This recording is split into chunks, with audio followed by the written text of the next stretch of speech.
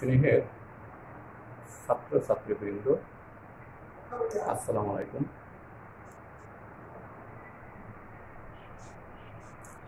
আশা করি তোমরা যে যেখানে আছো ভালো আছো। আমিও খোদার কৃপায় ভালোই আছি। কোভিড-19 পরিস্থিতির কারণে তোমাদের লেখাপড়ার ব্যাপক ক্ষতি হচ্ছে। এই কথাটা মাথায় রেখে জীবননগর ডিগ্রি কলেজ কর্তৃপক্ষ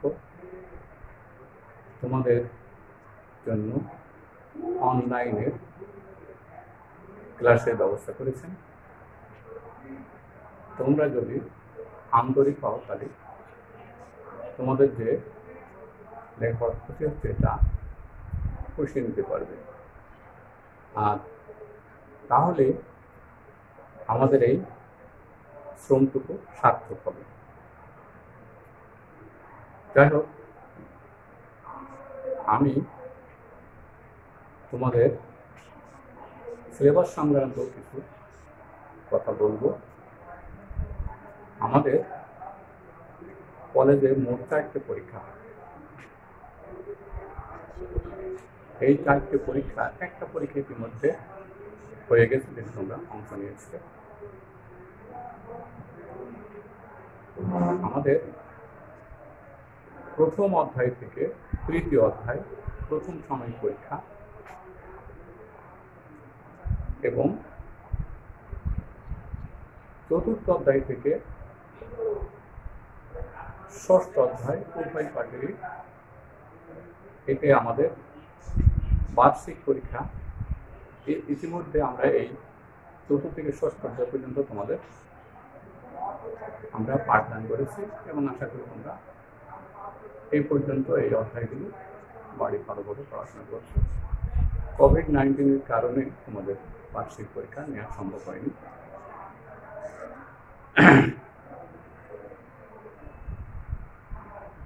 সপ্তম অধ্যায় থেকে নবম অধ্যায় পর্যন্ত আমরা তোমাদের প্রি টেস্ট পরীক্ষার জন্য আমরা পাঠদান করব। আমাদের আজকের পাঠ আমরা সপ্তম অধ্যায়ে পদার্থের গাঠনিক সংকেত এর উপরে আমরা পাঠদান করব। আজকের পাঠ আন্তঃআণবিক বল ও পদার্থের স্থিতিস্থাপকতা। এখন আন্তঃআণবিক বলটা কি? পদার্থ অণু পরমাণু দিয়ে গঠিত। বিভিন্ন পরমাণুর মধ্যে ক্রিয়াশীল বলের দ্বারা অণু গঠিত হয়, বিভিন্ন অণুর ভিতর ক্রিয়াশীল বলের দ্বারা পদার্থ গঠিত। এখন আন্তঃআণবিক বলটা কি? দুই বা ততোধিক অণু পরস্পরের মধ্যে ক্রিয়াশীল আকর্ষণ বলই আন্তঃআণবিক বল। আন্তঃআণবিক বল এটা একটা স্বল্প পাল্লার জটিল বল। এই বল প্রধানত বৈদ্যুতিক বল। আন্তঃআণবিক বল এটা পদার্থের আন্তঃআণবিক দূরত্বের উপরে নির্ভর করে। আন্তঃআণবিক দূরত্ব কম বেশির উপরে এই বলটা কম বেশি হয়। আর এই বল এর প্রকৃতি ধনাত্মক এবং ঋণাত্মক। একটা নির্দিষ্ট আন্তঃআণবিক দূরত্ব আছে, যে দূরত্বে পদার্থের আন্তঃআণবিক বল 0, অর্থাৎ এই অবস্থায় পদার্থ সাম্য অবস্থায় থাকে এবং পদার্থের সর্বনিম্ন বিভবে পদার্থ থাকে। এখন এই লেখচিত্রের সাহায্যে আমরা আন্তঃআণবিক বলের প্রকৃতি কি সেটা আমরা আরো পরিষ্কার ভাবে তোমাদেরকে বলার চেষ্টা করব। যেমন একটা লেখচিত্র তোমরা ব্ল্যাকবোর্ডে, হোয়াইট বোর্ডে লক্ষ্য করছো। এক্স অক্ষ বরাবর আন্তঃনবিক দূরত্ব এবং ওয়াই অক্ষ বরাবর আন্তঃনবিক বল যে একটা লেখচিত্র অঙ্কন করা হয়েছে। এখানে r0 এমন একটা দূরত্ব যে দূরত্বে আমাদের আন্তঃনবিক বল শূন্য। যখন r গ্রেটার দেন r0 তখন আমাদের আন্তঃনবিক বল হবে ঋণাত্মক। যে ঋণাত্মক বল আকর্ষণ ধর্মের প্রতিনিধিত্ব করে। যখন r স্মলার দেন r0 তখন আমাদের আন্তঃনবিক বল ধনাত্মক, অর্থাৎ এই ধনাত্মক বল বিকর্ষণ ধর্মের প্রতিনিধিত্ব করে।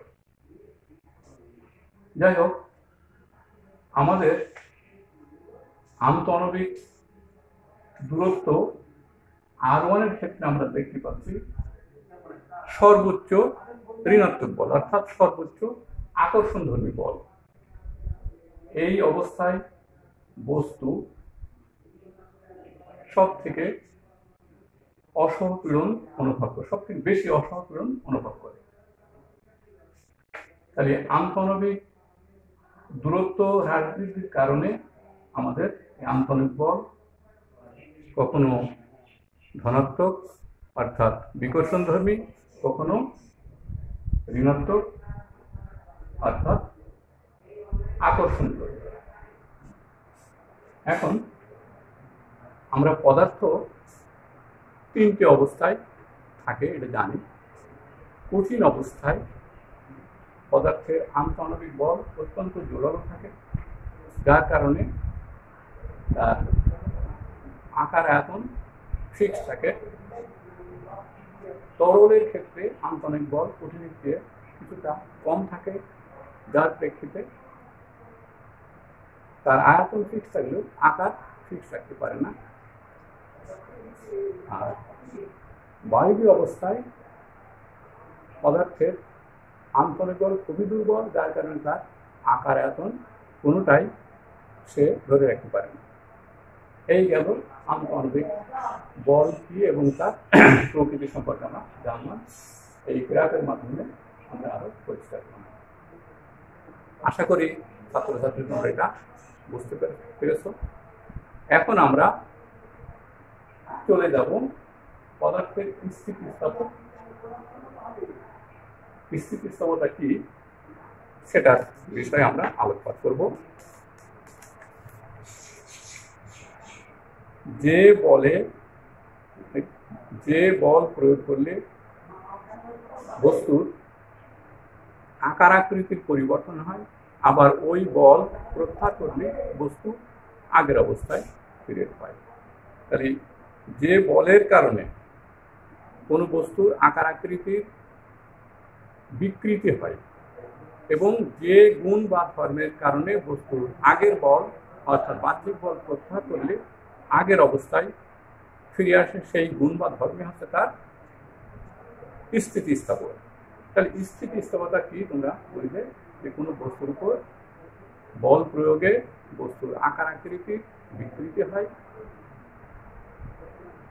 বস্তু যে ধর্মের কারণে বাহ্যিক বল প্রত্যাহার করলে আগের অবস্থায় ফিরে আসে, সেটাই হলো তার স্থিতিস্থাপকতা। এখন যে বস্তুর ভিতর আন্তঃনবিক বল বেশি সেই বস্তুর স্থিতিস্থাপক ধর্ম বেশি, অর্থাৎ সেই বস্তু বেশি স্থিতিস্থাপক। আন্তঃনবিক বল বেশি মানেই ওই বস্তুর স্থিতিস্থাপক গুণাঙ্ক বেশি। এখন স্থিতিস্থাপক পদার্থের কতিপয় স্থিতিস্থাপক সম্পর্কিত পদার্থের কতিপয় রাশি আমরা আলোচনা করব। যেমন পূর্ণ স্থিতিস্থাপক বস্তুর বল অপসারণ করলে বস্তু যদি পরিপূর্ণটা আগের অবস্থায় ফিরে আসে, তাহলে ওই বস্তুকে বলা হবে পূর্ণ স্থিতিস্থাপক বস্তু। অর্থাৎ প্রত্যেকটা বস্তুর উপরে বল প্রয়োগ করলে আকার আকৃতির পরিবর্তন হয়। ওই বল প্রত্যাহার করলে বস্তু যদি পরিপূর্ণতার আগের অবস্থায় ফিরে আসে তাহলে ওই বস্তুকে বলা হবে পূর্ণ স্থিতিস্থাপক বস্তু। বাস্তবে এর অস্তিত্ব নেই, তবে আমরা রাবারকে পূর্ণ স্থিতিস্থাপক বস্তু হিসাবে ধরে নিই। এমন নমনীয় বস্তু, কোনো বস্তুর উপর বল প্রয়োগ করলে ওই বস্তু আকারের পরিবর্তন হবে। যদি বল প্রত্যাহার করি বস্তু যদি আগের অবস্থায় ফিরে না আসে তাহলে এই বস্তুকে বলা হবে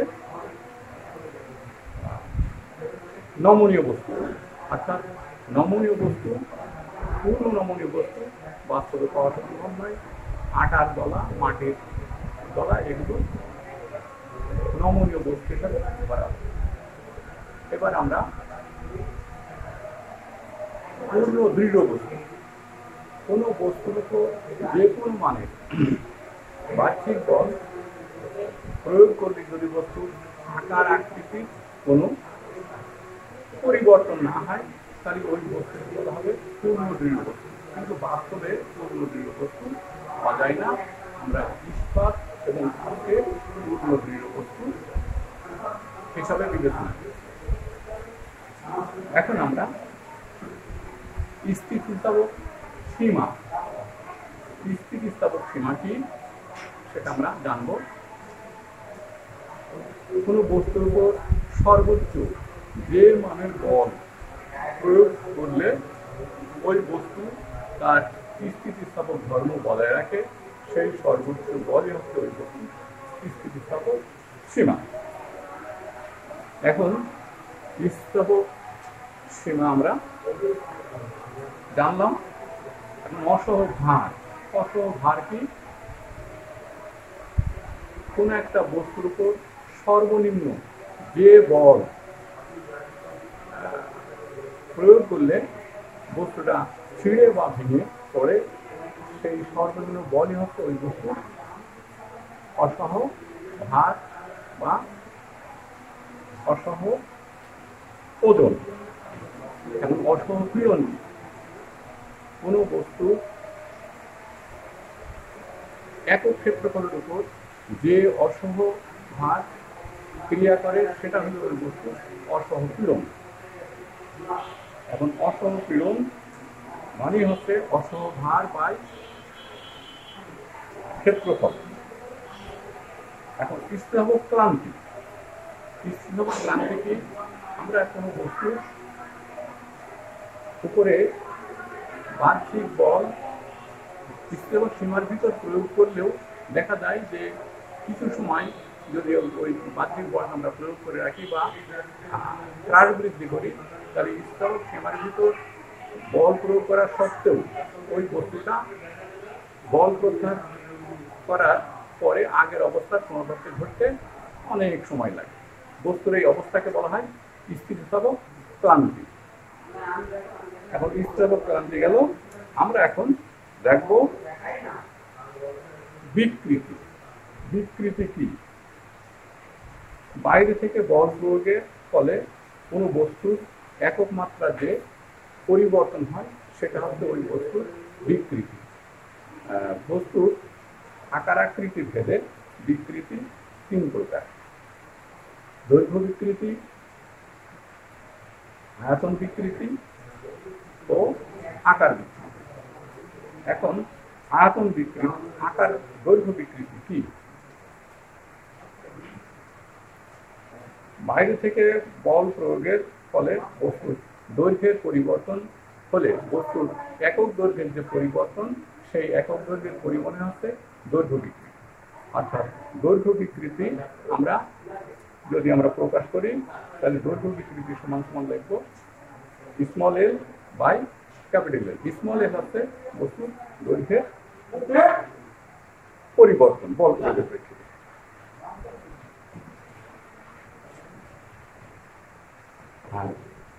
আয়তন বিকৃতি। আয়তন বিকৃতিটা কি? বস্তুর উপরে বল প্রয়োগ করলে ওই বস্তুর আয়তনের পরিবর্তন হয়। ওই বস্তুর একক আয়তনের যে পরিবর্তন সেটা হচ্ছে তার আয়তন বিকৃতি। অনুরূপভাবে আকার বিকৃতি। আকার বিকৃতিটা কি? কোনো একটা আয়তাকার বস্তু আমরা তার উপরে স্পর্শ বরাবর বল প্রয়োগ করলে দেখা যায় ওই বস্তুর দৈর্ঘ্যের আয়তনের পরিবর্তন না হয়ে আকৃতির পরিবর্তন হয়। একক দূরত্বে দুই তলের মধ্যবর্তী যে আপেক্ষিক সরণ সেটাই হচ্ছে ওই আয়তাকার বস্তুর আকার বিকৃতি। আকার বিকৃতিকে আমরা সাধারণত থিটা দিয়ে কৌণিক বিচ্যুতি প্রকাশ করি।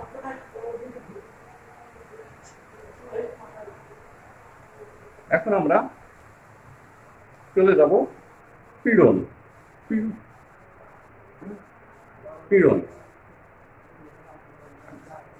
আচ্ছা, তোমাদের আমরা যেগুলো আলোচনা করলাম, যে বিষয়গুলো, আগামী ক্লাসে আমরা পীড়ন এর সম্পর্কে বিস্তারিত আলোচনা করব এবং সেই সাথে হুকের সূত্র এবং বিভিন্ন ধরনের স্থিতিস্থাপক গুণাঙ্ক নিয়ে আমরা বিশদ আলোচনা করব। আশা করি তোমরা সেগুলো সম্পর্কে, আজ যেগুলো পড়লাম এগুলো সম্পর্কে একটু ভালোভাবে চেষ্টা করবো বোঝার, এবং আগামী ক্লাসে আমরা যে বিষয়টা বললাম সেগুলো আলোচনা করব। আচ্ছা, প্রিয় ছাত্রছাত্রীবৃন্দ, আল্লাহ হাফেজ। হাজির করুন।